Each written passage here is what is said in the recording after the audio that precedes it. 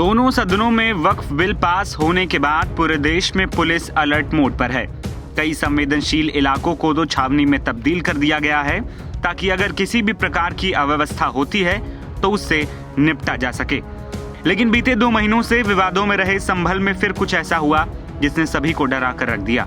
एक और शुक्रवार के दिन मस्जिदों में लोग नमाज पढ़ने के लिए उमड़े तो संभल में दिल्ली से आए एक हिंदूवादी संगठन जामा मस्जिद के बाहर हवन करने लगे, जिसने मस्जिद और आसपास के इलाकों में अफरा तफरी मचा दी। दरअसल संभल में जुम्मे की नमाज के दौरान दिल्ली के हिंदूवादी संगठन के 8 सदस्य अचानक से मस्जिद के बाहर हवन करने की कोशिश करने लगे। ये लोग 2 गाड़ियों से आए थे और सभी लोग पूजा हवन करने वाले थे। तभी पुलिस ने सभी को हिरासत में ले लिया, जिसके बाद सभी को थाने ले जाया गया, जहां पुलिस सभी से पूछताछ कर रही है। दूसरी ओर घटना की जानकारी मिलते ही एसपी श्रीश चंद्र और सीओ अनुज चौधरी तत्काल मौके पर पहुंचे। इसके अलावा डीएम डॉक्टर राजेंद्र पेंसिया भी पुलिस बल के साथ मौके पर पहुंच गए। सभी लोगों को कानून व्यवस्था बनाए रखने के लिए हिरासत में लिया गया। वहीं मस्जिद के बाहर हवन करने आए सनातन सिंह ने बताया कि हम लोग विष्णु हरि मंदिर में पूजा करने आए थे, हवन करने आए थे। पुलिस ने हमें गिरफ्तार कर लिया है। पूजा नहीं करने दी जा रही। अगर यहाँ नमाज हो सकती है तो पूजा भी हो सकती है। हमारी मांग है अगर यहाँ पूजा नहीं हो सकती तो नमाज भी नहीं होनी चाहिए।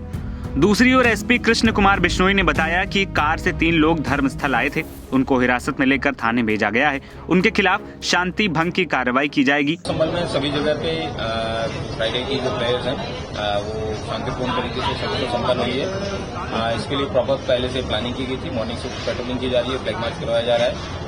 एक कंपनी रैपिड एक्शन फोर्स की, 3 कंपनी आरआरएफ की रैपिड रेस्पॉन्स फोर्स की और 7 कंपनी पीएसी की डिप्लॉय की गई थी। जनपद भर में महत्वपूर्ण सेंसिटिव प्लेसेस में उनको डिप्लॉयमेंट किया गया था। ड्रोन के माध्यम से, टेक्सर ड्रोन के माध्यम से निगरानी की जा रही थी और साइबर पेट्रोलिंग भी की जा रही थी। इसी की वजह से शांतिपूर्ण तरीके से जो नमाज है लोगों ने पढ़ी, अपने घरों को चले गए हैं और बाकी अन्य जो जीवन की प्रतिदिन की दिनचर्या है शांति से। जिस तरह से वक्त बिल आया कि उसको लेकर भी कुछ शांति व्यवस्था के लिए बिल्कुल, इसके लिए कल से हमारे एसएचओ, सीओ, एडिशनल एसपी और हमारे द्वारा भी जितने भी मुफ्ती, मौलाना, कारी और मुतवली हैं, इन सभी से बात की गई। उन सबको बिल के बारे में डिस्कशन किया गया और उन सब लोगों को अश्योर किया गया कि किसी व्यक्ति के खिलाफ कोई भी कार्रवाई है वो 2025 से पहले के बिल के संबंध में नहीं होगी। 2025 जब से गजट लागू होगा उसके बाद में इस तरीके की कार्रवाई होने वाली है। अफवाहों पर विश्वास नहीं करने के लिए उनको कहा गया और किसी प्रकार की कोई समस्या या स्थिति उत्पन्न होने पर वो सर्वप्रथम पुलिस से कांटेक्ट करने के लिए बताया गया और इसीलिए सभी लोगों के सहयोग से आप शांतिपूर्ण देख सकते हैं। सत्यव्रत छुट्टी का अगर प्रयास किस दिन तैयारी की जा रही है, जल्दी इसका शुभारंभ होगा।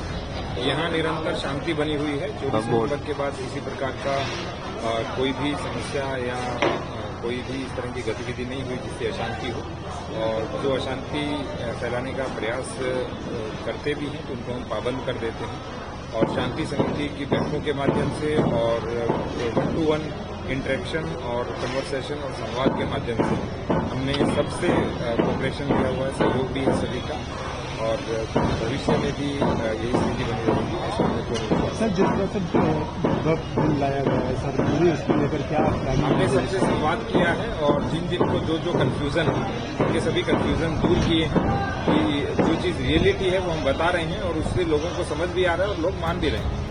उनसे ये भी कहा गया कि भविष्य में वो लोग संभल में प्रवेश नहीं करेंगे। दूसरी ओर संभल में स्थिति को देखते हुए शुक्रवार को भारी मात्रा में सुरक्षा बलों की तैनाती रही।